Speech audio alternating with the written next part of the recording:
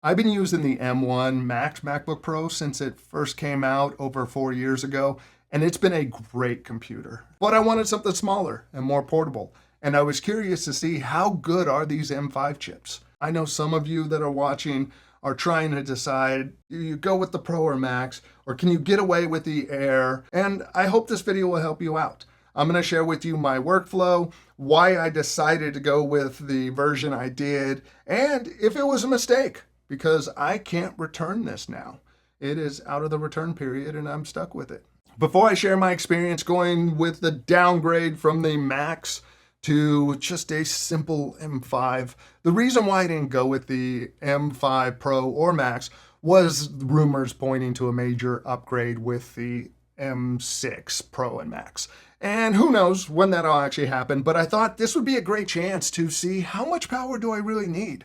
I think a lot of us buy way more power than we need and spend a lot more money than we need to. I did pay for extra RAM and went with 24 gigabytes, and I did upgrade the storage on it. Even with that, it was still significantly less than the 14-inch MacBook Pro with the M5 Pro. The reason why I did those upgrades is, one, with the storage, I know I like to have my video projects on it. And with the RAM, I was coming from the M1 Max that had 32 gigabytes. Didn't want to have 16 and kind of bottleneck or slow myself down.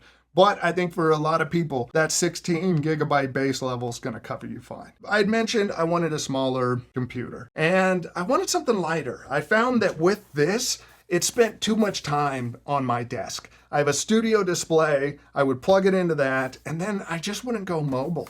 I would go mobile with my iPad Pro, but that didn't bring me the full experience of this. I also found that I spend too much time in this office. So if I do have it plugged in, I tend to just work from this desk and I don't leave this room enough since I work from home. So the Air, being ultra portable, sounded really nice to me. And the idea of something this small and lightweight being as powerful as it is, and having faster like single core performance than the M1 Max, I really wanted to give it a shot. I also wanted to test out with this computer if I could get away with the smaller screen. I'm so used to the 16-inch display.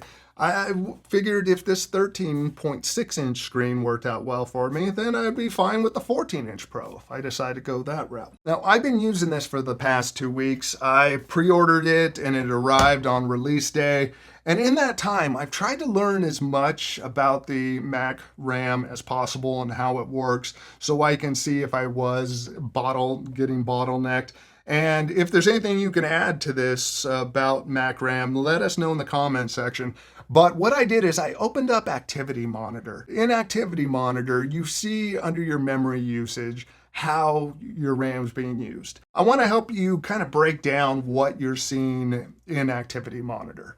And what you have there is you have the amount of RAM that's being used by your apps currently. And then there's the cache RAM. And the cache RAM is stuff that the operating system thinks you're going to want to use. And let me know in the comment section if I'm not explaining this correctly or if you have something to add to it. That cache RAM is like stuff that's on standby. And then you have the actual app RAM and your system RAM being used. And then there's the compressed RAM. And compressed RAM, as I understand, is say you have something playing in a window in the background and you switch to something else. Well, it can take that RAM that's being used for that app in the background and compress it to make more room available for apps you're actually using. So having compressed, having your cached, and having your app RAM, all that stuff is good. I want to show you what apps I end up using in the morning and taking a look at the screen here. And right now I have a couple of stock apps open. I have a Zoom call going on, a video playing in the background, my calendar going on. Now, when I have all my different apps open, I can see that I'm not using any swap. No matter what RAM you're seeing used in the app RAM and your cache or compressed, the thing you do not want to see is swap being used. That means your RAM's full and it's offloading to the hard drive. That right there means you don't have enough. If it's using swap, that's a slower way of transferring. Plus, it's putting more wear and tear on your SSD drive. You don't want that. So definitely take a look at that on your existing system. See if you're using swap. If you are, you might want to bump your RAM up. Another thing is RAM pressure. The pressure put on the RAM. How hard is that RAM working? What you want to see is you don't want that RAM going into yellow or red. That's not good. That means you don't have enough RAM. And what I have running, all these different apps going on, the pressure is low. No swap is being used at all. I have plenty of RAM. So what good is 48 gigs of RAM going to do me if I'm not even utilizing all that I have already? That was good to know, made me feel better about going with this machine. Now, when I'm editing videos, I'll have ChatGPT open. I'll have a web browser. I'll have my notes. There might be Discord open. I'll have Final Cut Pro open. Here's a look at editing a video and actually exporting a video right now, and looking at what resources I'm using. I have a total of 8 different apps open. I got a couple of browser windows that are playing video right now. I am exporting a video. It's a 4K video. The timeline is I got B-roll in there. It's nothing too heavy. And I have been exporting this for a couple of minutes. If I go to activity monitor, I'm not using swap at all. If I go to the CPU, not a lot of pressure on the CPU. And if I look at the GPU history, it's not being pushed that hard. And that's with the videos being exported.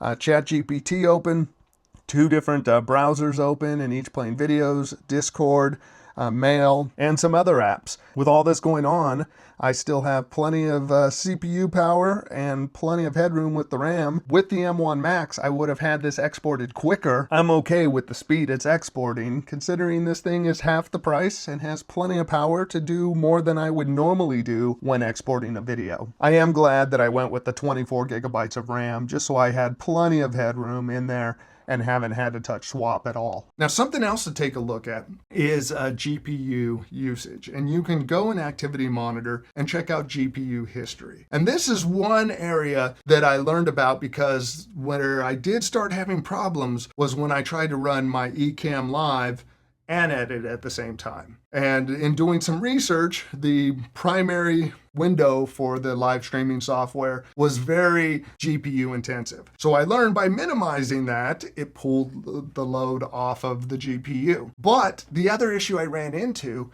was that Final Cut Pro got choppy at times.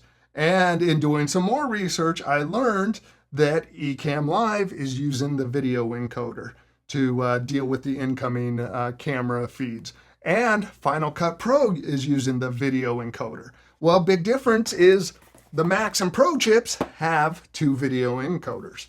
This one only has 1.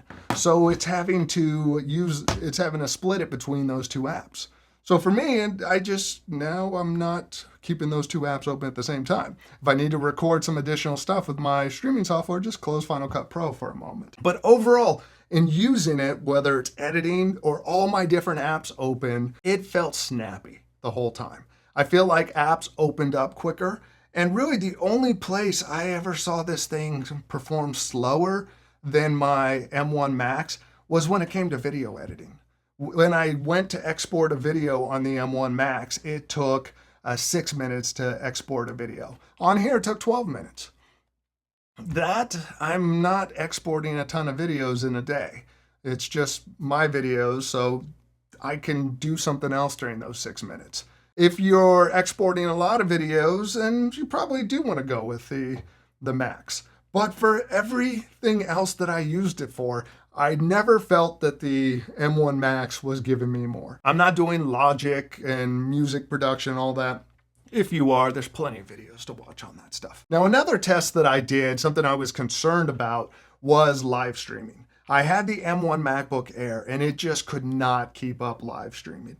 It was too much work for that machine. And that's where, like, the Max just never was an issue at all. I did find that the only time I experienced any really thermal throttling or felt this get warm was when I was live streaming. And that is to be expected. From what I learned, when you are live streaming and you're using something like Ecamm Link to bring cameras in, that's a lot of stuff coming into that computer that needs to be processed. And that's a lot for a computer that has no fan. So that really is the only time I've ever felt this thing get warm. Even during video exports. I mean, the thing is just buttery smooth on everything. Now, when it comes to the screens between the M1 Max and the MacBook Air, the M1 Max is using mini LED.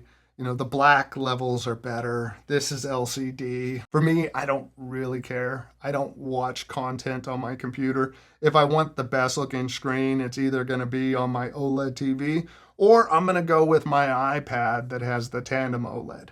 So being LCD doesn't matter. Now, when it comes to brightness, if you are working outside, the M1 Max is limited to 500 nits of brightness. That is the same on the MacBook Air. And in looking at both of them side by side outside, I feel like the MacBook Air was brighter, which wouldn't surprise me because I can see on the 16-inch that the mini LEDs can possibly, have some wear, maybe not as bright after 4 years. It's a parallel move for me when it comes to brightness. If you're using one of the M2, M3, or M4, you might notice that difference if you're outside, because those will achieve higher outdoor levels. In using the MacBook Air, one thing I hadn't really thought about, because I was so used to having ports on this M1 Max, was having to use dongles. I was so used to having the SD card slot that I could just take the SD card slot from my camera, pop it in, transfer footage, done. Well, back to the dongle life in order to transfer onto this. Usually when I'm doing that, I'm sitting here at my computer,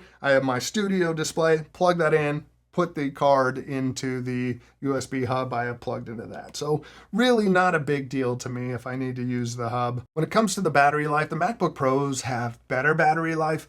I didn't do a battery test on these. And I guess the big thing that popped in my head is this spends so much time on my desk, I seldom use it on battery. With this, I can do any work I want all day and not really think about it. It lasts plenty of time. From the battery side, I'm worthless. I'll be real. In this video, I can't help you when it comes to the battery. So going back to the beginning, was it a mistake to get the MacBook Air? When I first started testing, I'm like, maybe this is silly. I have such a powerful MacBook Pro that to get this thing, because it's ultra portable, is that just ridiculous? But after using it and just feeling how quick everything is on it, other than the screen being smaller and having to grab the USB hub, my experience in using the computer, I didn't feel like I was stepping down and downgrading from the M1 Max. Getting away from my desk and having something so portable made it worth doing the switch. And it showed me that I don't need to spend $4,000 on a machine. I can spend $1,500 and have everything that I need. This, I think, is the computer for almost everybody. It's now the prosumer model. The Air used to be the entry-level students, whatever. The Air is now so good that unless you know you need a Pro or Max, like you really know your workflow, you probably should just be going with this. If this is too much for you, you got the MacBook Neo, which that is now the computer for web browsing and, checking email and watching content. And even that can handle video editing. So this just covers pretty much everything. At this point, I would say that this machine might be overkill for most people. That most people could probably get away with the new MacBook Neo. And after 2 weeks of using this machine, it is my favorite laptop that I've had. I love it. I love that the MacBook Air is now powerful enough that I don't need to have a big, heavy Pro machine. Let me know your thoughts on it. Or if you're debating on picking up one of these, let me know. And I'll put links in the description because Amazon always has great deals on the MacBook Air, so check them out there. And if you made it this far, please consider subscribing, check out future videos. If you can, give this one a like. It definitely helps the channel out. Here's some other videos over here. Thanks for watching. Bye.